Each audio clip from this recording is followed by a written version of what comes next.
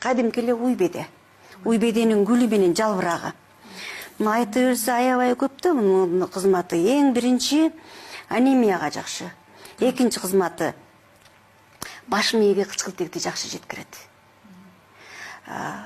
Бизде жанагы врачтар койгон диагноз боюнча внутричерепный давление деп атабыз го.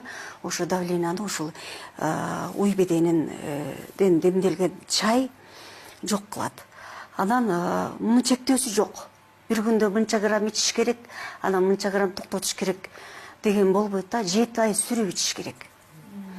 Анан ушул менен кошо жанаша эгер эр менен ичкен болсо, азыр экинин бири гипертоник болуп атат, давлениясы көтөрүлүп атат да. Ошо давлениядан арылат. Термоска демдеп коюп ичсе болот. Чайникке демдеп ысык тамак менен кошууда ичсе болот.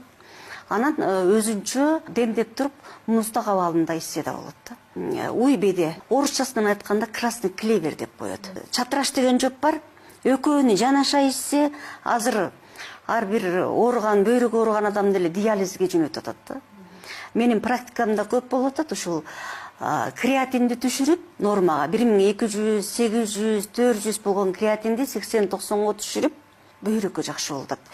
Бул кошумча чөптөргөн. Эрмен менен кошулганда давленияны жок кылат, ал эми чатраш менен бирге ичкенде бөйрөктү жакшы тазалайт. Белокту, тузду тазалап, анан креатинди түшүрөт дагы бөйрөктүн иштөөсүнө жакшы жардам берет.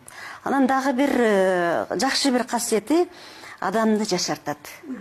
Уйбеде омоложение деп коет. Себеби клеточный уровень, клеткалык деңгээлге чейин барып таасир этет да, тамак сиңирүүгө жакшы, бөлүп чыгарууга жакшы, көздүн көрүүсүнө жакшы.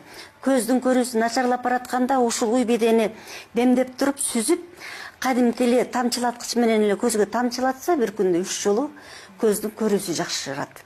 Анан гайморит болгондо ушун менен чайкап койсо болот. Ангина болгондо чайкап койсо болот да. Аябай дарылык касиети 100 эмес 200%ге жакшы да.